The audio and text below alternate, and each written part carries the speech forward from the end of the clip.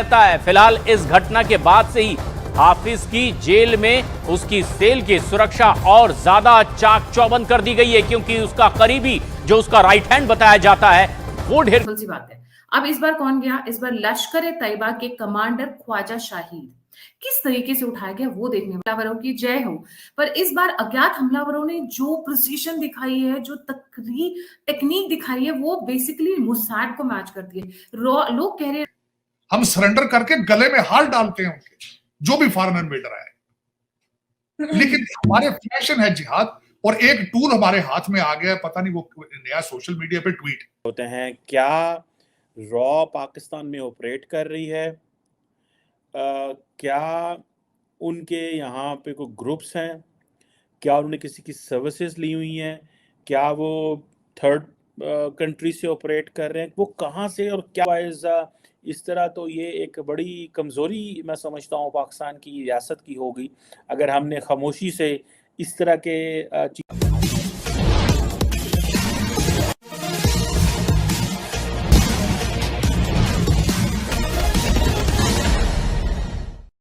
पाकिस्तान को अब तक समझ में नहीं आ रहा है कि पाकिस्तान के अंदर घुसकर भारत विरोधी आतंकियों को, चाहे वे लश्कर तोयबा से हो या फिर खालिस्तान से हो, कौन टपका रहा है। आप भी सुने। सी बात है। अब इस बार कौन गया? इस बार लश्कर तैयबा के कमांडर ख्वाजा शाहिद किस तरीके से उठाया गया। इन्होंने फ्रूट्स एंड वेजिटेबल्स खरीदे। इनके साथ में 5 से 6 लोग थे। फ्रूट्स और वेजिटेबल्स खरीद कर नीलम वाली की एक शॉप में ये गए, पर ये वापस लौट के नहीं आए। वो 5 से 6 लोग वापस नजर आने लगे। जब इनके आस पड़ोस के लोग, इनके भाई बंधु रिश्तेदारों ने तब शक जाहिर करना शुरू किया कि ही इज मिसिंग, तब पता चला कि 3 दिन से इनके वेयर अबाउट्स कहीं पता नहीं चल रहे, कोई लिंक्स एस्टैब्लिश नहीं हो रहे, कोई कॉन्टैक्ट एस्टैब्लिश नहीं कर रहे। ये जो किडनैपिंग की गई है ये मार्वलस है, फैंटास्टिक है। बहुत मारी वो बंदा उड़ गया। पर जब बंदा कुछ उगलने वाला हो, कुछ लिंक्स देने वाला हो, कुछ कॉन्टैक्ट एस्टैब्लिश करने वाला हो, तो मारना नहीं चाहिए पहले। अब हाफिज सईद के बेटे का ही केस उठा लीजिए। अज्ञात लोगों ने उन्हें उठा लिया था।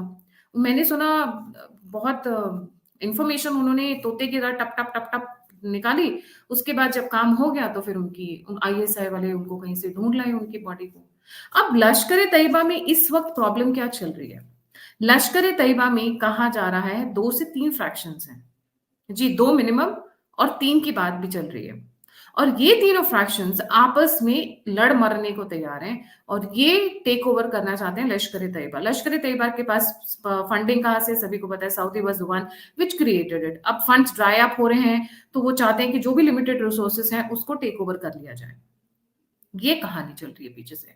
तो जब ये अज्ञात बंदूकधारी, ये अज्ञात हमलावर इनको लेकर गए हैं, तो शाहिद या शहीद क्या क्या उगलेंगे, क्या क्या राज बताएंगे, हाफिज सईद के किन किन ठिकानों की इंफॉर्मेशन देंगे, वो सोचने वाली बात है। पर उस आगे बढ़े अंबर, हमारे पाकिस्तान के अंदर लफ्ज जिहाद एक फैशन बन चुका है। अगर इनसे पूछा जाए जिहाद का मतलब क्या है, इसकी स्पेलिंग क्या है, किसी को नहीं पता। और इनके डीएनए में भी जिहाद है नहीं, क्योंकि मैं खुद वहां से हूं। हम लोग तो पार्टी वाले लोग हैं, पार्टी करते हैं, पार्टी शार्टी। हम लोग म्यूजिक, गाना, डांस आवाज करने के चक्कर में रहते हैं। हम जिहाद, हमने अफगानी मुगलों के खिलाफ जिहाद किया था, जो इनके खिलाफ जिहाद करेंगे, इनके साथ जाएंगे। हमने ब्रिटिश के खिलाफ जिहाद किया था। ये मेरा क्वेश्चन है, मुझे बता देना अगर वो गलत है तो मैं डिबेट करता हूं उनके साथ। हमने तो आज तक किसी के खिलाफ जिहाद, भाई हम तो पत्थर भी नहीं उठाते, और फलस्तीन तो फिर पत्थर उठा के मार लेते हैं।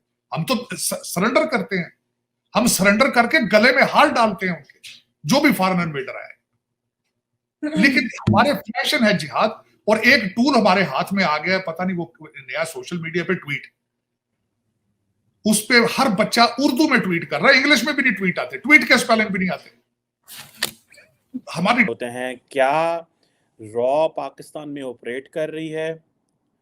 क्या उनके यहाँ पे कोई ग्रुप्स हैं? क्या उन्होंने किसी की सर्विसेज ली हुई हैं? क्या वो थर्ड कंट्री से ऑपरेट कर रहे हैं? वो कहाँ से और क्या कर रहे हैं? और इस हवाले से पाकिस्तान की जो लॉ इन्फोर्समेंट एजेंसीज हैं, पुलिस जो है, they have not come up with any news. इससे पहले आपको याद होगा कश्मीर में एक हाफिज सईद के ग्रुप से एसोसिएटेड एक पर्सन थे जिनको कत्ल कर दिया गया था मस्जिद के अंदर। और तो लगता ये है कि रॉ जो है वो पेनिट्रेट कर चुकी है पाकिस्तान के मुख्तलिफ एरियाज़ में. They may not be operating directly, but obviously they may be using someone from within the rank and the system. कुछ ना कुछ लोगों को अंदर से इस्तेमाल किया जा रहा है, विच इज़ वेरी डेंजरस. ये बहुत डेंजरस ट्रेंड है.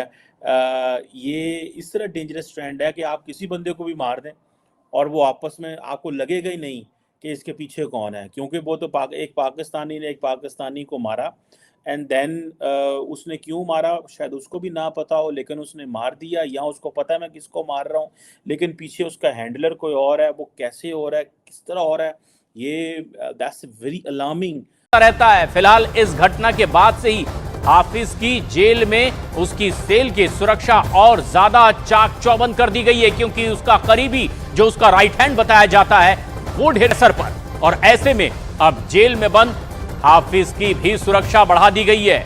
बताया जा रहा है कि ये अब वर्चस्व की लड़ाई शुरू हो चुकी है, जो खुफिया संगठनों का अनुमान है. हाफिज सईद के जेल जाने के बाद अब इस संगठन में आखिरकार किसकी चले, कौन इसकी कमान संभाले, और इसीलिए ये वर्चस्व की लड़ाई अब यहां तक पहुंची है कि वो एक दूसरे की जान लेने को बेताब हैं. लश्कर प्रमुख के सहयोगी का खात्मा, कौन मारकर चला गया किसी को पता नहीं चलता है. और खुद क्या आईएसआई इंटेलिजेंस को दे रही है, ये भी सोचने वाली बात है, क्योंकि बात ये भी निकल कर आ रही है कि खुद आईएसआई ही इंटेलिजेंस दे रही है. खुद आईएसआई के ही ऑफिसर्स हैं जो इस वक्त लश्कर तैयबा के वेयर अबाउट्स दे रही है. कहा जा रहा है अनऑफिशियल फिगर लश्कर तैयबा की तरफ से 25 लोग मारे गए अभी तक. अनऑफिशियल फिगर मोटा मोटा, बट ऑफिशियली 12 से 13 कंफर्म हो चुके हैं. सॉरी 12 कंफर्म हो चुके हैं अभी तक के, और सबके सब थैंक्स टू अज्ञात हमलावर. अब मोसाद तो इजराइल से आएगी नहीं यहाँ पे इनको मारने के लिए, तो आसपास की कोई एजेंसी होगी, या तो खुद आईएसआई होगी, या फिर कहते हैं we do not have evidence कि हो सकता है रॉ कर रही हो, and we have all the rights to do that. Why not. ये बंदा जिसने हमारे देश के 5 सोल्जर्स को मारा, मैं बोलती हूँ एक भारतीय को भी मारा ना, इजरायली स्टाइल में ऐसा होना चाहिए कि ढूंढ ढूंढ कर जब तक ना न्यूट्रलाइज कर दिया जाए, ना इनका सर फोड़ दिया जाए, तब तक छोड़ना नहीं चाहिए. ये जितने लोग भी माजी में इन्वॉल्व रहे हैं कश्मीर के अंदर, ऐसे लग रहा है कि जो इंडियन डीप स्टेट है वो चुन चुन के उनको, they know all these man and people and they have been following them. इसी तरह अगर आपको याद होगा कि जो हाफिज सईद की जो रहाइश का आई थिंक लाहौर में जॉर्ज टाउन, वहाँ बहुत बड़ा हमला हुआ था, एंड दे जिन्होंने ये करवाया था उनको ये समझ थी कि हाफिज सईद इस जगह पे है, और इधर जाने के लिए आपको 1000 बंदे वो अलहदा लगे हुए हैं, दाइश अलहदा लगी हुई है, बलोच मिलिटेंट्स अलहदा लगे हुए हैं, एंड देन आपके पास ये जो साइलेंट किलर्स हैं ये अलहदा लगे हुए हैं. अब हमने किस किस को फॉलो अप करना है? 2 दिन पहले तो हम फॉलो अप कर रहे थे टीटीपी को, उससे पहले हम फॉलो अप करेंगे जी बलोच मिलिटेंट्स को, उससे पहले आप फॉलो अप करेंगे जी दाइश लगी हुई है, एंड देन ये जो साइलेंट किलर्स हैं इनको कैसे आप आइडेंटिफाई करेंगे? ये नहीं है कि जो रियासत के अदारे हैं उनके पास इसका कोई जवाब नहीं होगा. They definitely have an answer and they must be sharing. और ये एक हलचल मची होगी इस वक्त. सो ये देखें, इफ पाकिस्तानी मीडिया ने इसको हाईलाइट किया है कि जी किस तरह का बंदा जो है वो मारा गया है, और इंडियन मीडिया उसको बहुत मैसिवली चला रहा है, ठीक है. और इंडियन मीडिया इसको ये चला रहा है कि 26/11 का जो मास्टरमाइंड है हाफिज सईद, बिकॉज इंडिया के अंदर एक साइजेबल सेक्शन ऑफ इंडिया की सोसाइटी के लोग मौजूद हैं जो ये कहते हैं कि yes India should do it. India को पाकिस्तान में जाके या घुस के इस तरह के लोगों को मारना चाहिए, विच टेल्स द कि जी इंडिया की जी बड़ी कैपेसिटी है जी, वो दे कैन डू इट, वो क्योंकि ये लोग इंडिया के दुश्मन रहे हैं और अभी भी. दरअसल पाकिस्तान कई मोर्चों पर लड़ रहा है. एक तरफ से पाकिस्तान के अंदर तहरीके तालिबान पाकिस्तान हमले कर रहा है, दूसरे तरफ से बलूचिस्तान लिबरेशन आर्मी के जाबाज पाकिस्तानी सेना को चुन चुन कर निशाना बना रहे हैं.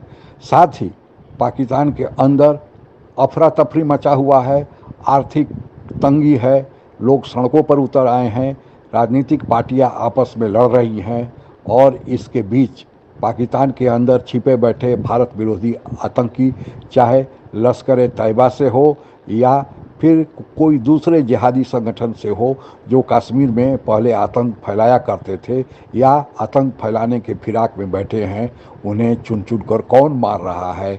अभी तक कोई भी एक भी ऐसे लोग नहीं पकड़े गए हैं जो पाकिस्तान कह सके कि इन्हें रा द्वारा भेजा गया था और रा के कहने पर पाकिस्तान में छिपे बैठे आतंकियों को मार रहा है। यही नहीं, खालिस्तानी आतंकी जो पाकिस्तान में शरण लिए हुए हैं उन्हें भी समय समय पर मारा जा रहा है। आखिर इसके पीछे कौन है, इसके बारे में कई कारण बताए जा रहे हैं।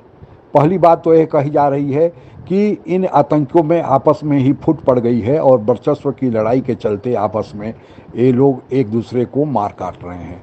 दूसरी बात यह कही जा रही है कि ISI पाकिस्तान में जब आतंकी बोझ बनने लग जाते हैं, वे बिना काम के हो जाते हैं तो उन्हें मार रही है। और यह सही भी है कि जम्मू कश्मीर में जब से 377 और 35 से ख़त्म हुआ है, अब पाकिस्तान में आतंकियों का जो बैठे हुए हैं भार बन गए हैं, क्योंकि उन्हें बहुत यदाकदा ही भारत में वे घुस पा रहे हैं।